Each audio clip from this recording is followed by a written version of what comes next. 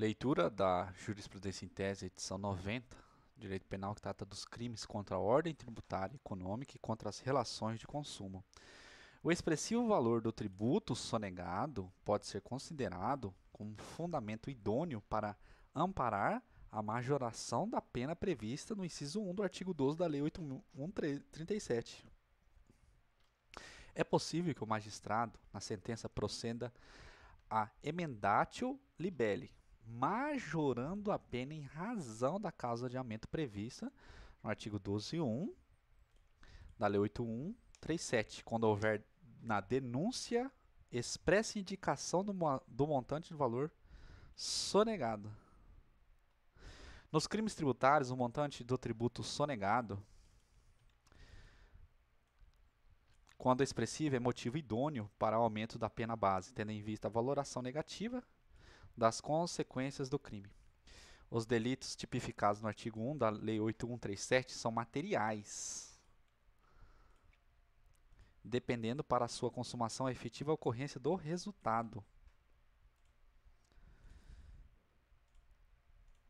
A constituição regular e definitiva do crédito tributário é suficiente à tipificação das condutas previstas no artigo 1 a 4 da Lei 8.137, conforme súmula vinculante. A constituição regular e definitiva do crédito tributário. É possível a aplicação de súmula vinculante 24 aos fatos ocorridos antes da sua publicação, por se tratar de consolidação de interpretação jurisprudencial e não de caso de retroatividade de lei penal mais gravosa. O tipo penal do artigo 1º da Lei 8.137 independe de dolo específico, prescinde de dolo específico, sendo suficiente a presença do dolo genérico para sua caracterização. O prazo prescricional para os crimes previstos no artigo 1 a 4 da Lei 8.137 inicia-se com a constituição definitiva do crédito tributário. A constituição regular e definitiva do crédito tributário é suficiente à tipificação das condutas previstas no artigo 1 a 4 da Lei 8.137, de forma que o eventual reconhecimento da prescrição tributária não afeta a persecução penal, diante da independência entre as esferas administrativa, tributária e penal. O delito do artigo 1, inciso 5 da Lei 8.137 é formal e independe e prescinde de processo administrativo fiscal para o desencadeamento da persecução penal, não se sujeitando aos termos da súmula vinculante 24. A competência para processar e para julgar a competência dos crimes materiais contra a ordem tributária é do local onde ocorrer a consumação do delito, por meio de constituição definitiva do crédito tributário.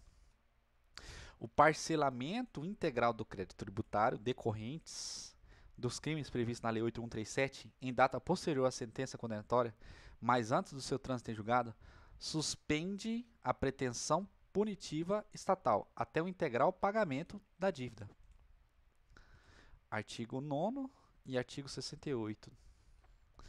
A pendência de ação judicial ou requerimento administrativo em que se discuta eventual direito de compensação de créditos fiscais com débitos tributários decorrentes da prática de crimes tipificados na Lei 8.137 não tem um condão por si só de suspender o curso da ação penal, dada a independência das esferas civil, administrativa, tributária e criminal. Dos crimes contra a ordem tributária, econômica e contra as relações de consumo, edição 99. Compete à Justiça Estadual processar e julgar os crimes contra a ordem econômica prevista na Lei 8.137, salvo se praticado em detrimento do artigo 109, 1, 4 e 6 da Constituição. Aplica-se o princípio da consunção ou da absorção quando o delito de falso ou de estelionato crime é praticado única e exclusivamente com a finalidade de sonegar tributo fim. No contexto da chamada guerra fiscal entre os Estados Federados, não se pode imputar a prática de crime contra a ordem tributária ao contribuinte que não se vale de artifícios fraudulentos com o fim de reduzir ou suprimir o pagamento dos tributos e que lhe recolhe o imposto sobre circulação de mercadorias e serviços, ICMS, segundo o princípio da não cumulatividade. O processo criminal não é via adequada para impugnar eventuais nulidades ocorridas no procedimento administrativo fiscal. Eventuais vícios no procedimento administrativo fiscal, enquanto não reconhecido na esfera civil, são irrelevantes para o processo penal, que se apura a ocorrência de crime contra a ordem tributária. O pagamento integral do débito tributário a qualquer tempo é causa extintiva de punibilidade nos termos do artigo 9º, parágrafo 2º da Lei 10.684. A garantia aceita na execução fiscal não possui natureza jurídica de pagamento de exação, razão pela qual não fulmina a justa causa para persecução penal.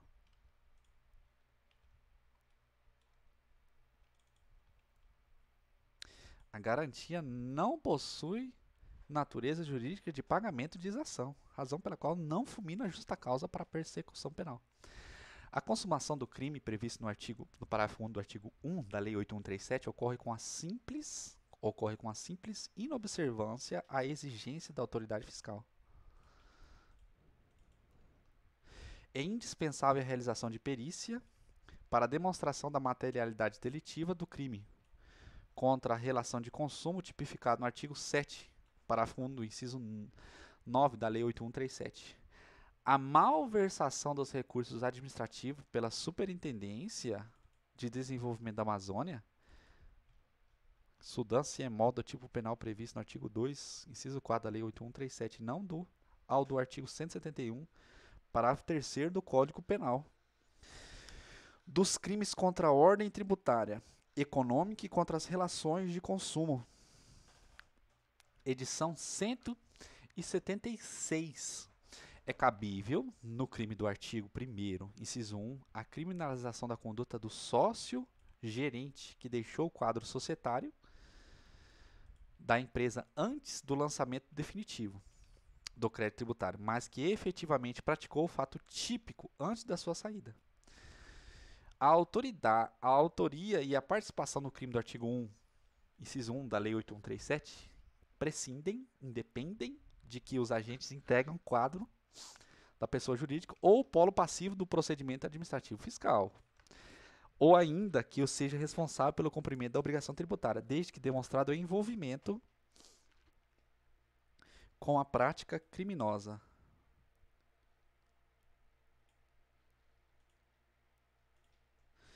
Nos crimes societários cometidos no âmbito da aplicação da Lei 8.137, admite-se a denúncia geral, a qual, apesar de não individualizar pormenorizadamente a atuação de cada um dos denunciados, demonstra ainda que de maneira sutil o liame entre o agir dos sócios ou administradores e a suposta prática delituosa, o que estabelece a plausibilidade da imputação deduzida e permite o exercício da ampla defesa com todos os recursos a ela inerentes. Não obstante, a hipótese de apenas um dos sócios administradores exercer rotineiramente a administração financeira empresarial, há a possibilidade de os demais serem considerados autores nos crimes previstos no artigo 1, inciso 1º da Lei 8.137, tendo em vista que todos os sócios administradores possuem o dever de evitar o resultado crime comissivo por omissão, na medida em que aquele não poderia proceder à omissão fraudulenta de recolhimento de tributos e a prestação de informações faltas, sem a ciência e o cometimento dos demais. O envio de dados sigilosos da Receita Federal pela Receita Federal à Polícia ou ao Ministério Público após o esgotamento da via administrativa, com constituição definitiva do crédito tributário, decorre da mera obrigação legal de se comunicar às autoridades competentes a possível prática de ilícito, o que não representa ofensa ao princípio da reserva da jurisdição. Nos crimes previstos no artigo 1, incisos 2 e 3 da Lei 8.137, o oferecimento de denúncia, tratando de condutas e fatos distintos, ocorridos sucessivamente no âmbito de uma mesma empresa sonegadora, não seja litispendência nem bis in idem.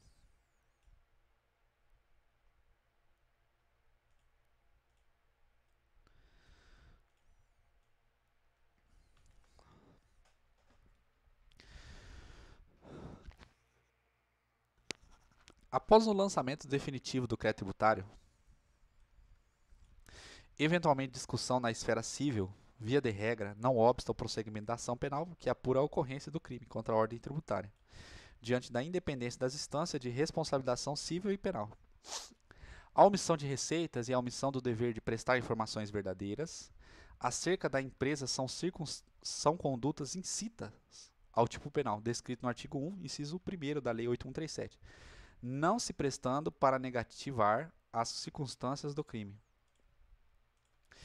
A majorante do grave dano à coletividade, previsto no artigo 12, inciso 1 da Lei 8137, restringe-se a situações de relevante dano, valendo analogamente adotar-se para tributos federais o critério já administrativamente aceito na definição de crédito prioritário.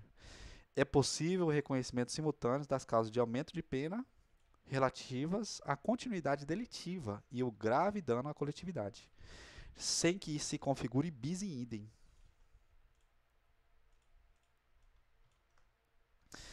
É possível o deferimento de medida assecuratória contra a pessoa jurídica utilizada para fins de ocultação de bens provenientes da prática de crimes previstos na Lei 8137. Nos crimes do artigo 2º, inciso 2 da Lei 8137, é possível a exclusão da culpabilidade por inexigibilidade da conduta adversa, se verificar comprovada nos autos crise financeira da empresa. Dos crimes contra a ordem tributária e econômica e contra as relações de consumo, edição 174, jurisprudência em tese do STJ. A garantia aceita na execução fiscal não possui natureza jurídica de pagamento de tributo e, portanto, não fulmina justa causa para a persecução penal nos crimes previstos na Lei 8137, pois não configura hipótese taxativa de extinção de punibilidade ou de suspensão do processo penal. Parece que repetiu aí, né? A existência de recurso administrativo para impugnar auto de infração que noticia emissão de notas fiscais em desacordo com a legislação não obsta o prosseguimento do inquérito civil, não impede que investigue a prática de suposto crime, descrito no inciso 5 do artigo 1º da Lei 8137, crime formal em virtude da independência das instâncias. O crime previsto no artigo 2 da Lei 8137 é de natureza formal e independe de constituição definitiva do crédito tributário para sua caracterização. Para a configuração do crime de apropriação indébita tributária, que é o artigo 2, inciso 2 da Lei 8137, basta que o agente deixe de recolher os valores devidos ao fisco de forma consciente, dolo genérico, não sendo necessária a comprovação de intenção de causar prejuízo aos cofres públicos, que é o dolo específico.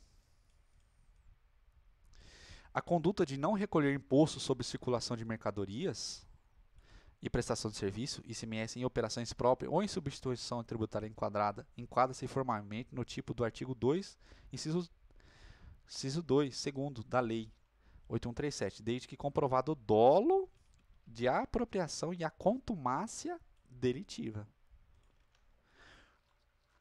Para a configuração do delito de apropriação indébita tributária, o fato do agente registrar, apurar e declarar em guia própria ou em livros fiscais o imposto devido não tem o condão de elidir ou exercer nenhuma influência na prática do delito, pois a clandestinidade não é elementar do tipo. O crime de falsificação de documentos para a liberação de parcelas de financiamentos de projetos de desenvolvimento da Amazônia, se realizado unicamente como meio para o crime previsto no artigo 2, inciso 4 da Lei 8137, é absorvido por ele, ainda que possua pena mais grave. A tipificação de crime de formação de cartel previsto no artigo 4, inciso 2 da Lei 8137, exige a demonstração de que as empresas, por meio de acordos, ajustes ou alianças, objetivam o domínio de mercado. Incide o princípio da insignificância. Os crimes tributários federais e de descaminho quando o débito tributário verificado não ultrapassar o limite a R$ 20.000. R$